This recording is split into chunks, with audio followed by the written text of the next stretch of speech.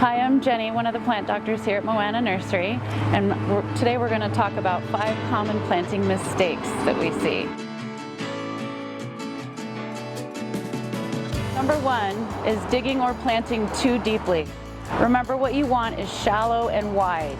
You only want to go as deep as the root ball, which is typically about 3/4 of the way down the container, but twice as wide. A lot of people think deeper is better, but it's really not. Either the tree will sink, which is not helpful, or it creates a teacup effect underneath the tree where water can pool and kill the tree. You also want to see the taper of the trunk. So you want to see this area right here and not have it below the level surface of the ground. And number 2 is not loosening that root ball. Don't be afraid, you can get in there. When you pull this tree out, those roots are going to be conformed to the shape of the bucket, but you want to pull on them. Even if you rip some off, that's okay, but you want them facing out like this when they go down into the ground so that tree can grow properly and stabilize itself.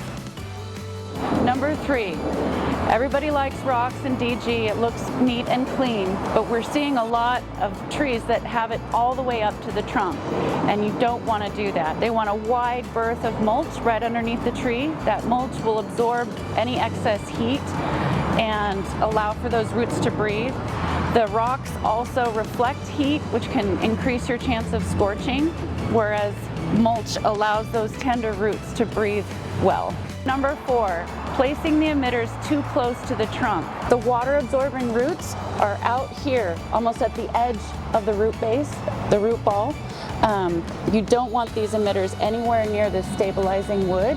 You want them right out here, and drip emitters are better for that deep watering. The trees want deep but infrequent water. With your newly planted tree, you do want to keep the root ball moist, but not swampy or soggy. So that brings us to our next mistake, is people don't go out and frequently check their soil. So say you're watering 3 days a week.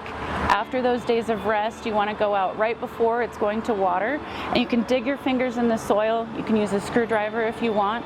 That surface soil can be dry, but you want to feel some moisture several inches deep down there. So if it's bone dry, you do want to increase the duration of your emitters or add another day. But if it's soggy or swampy, you want to add an additional day of rest for that tree.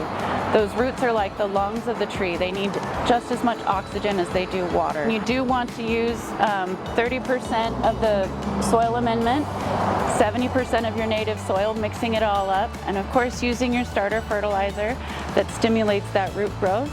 If you have any other questions, you can go online on our website. We have a planting guide there, or you can come on down and ask us questions, and we love to help you out so that you're successful with your trees and they live a long, healthy life.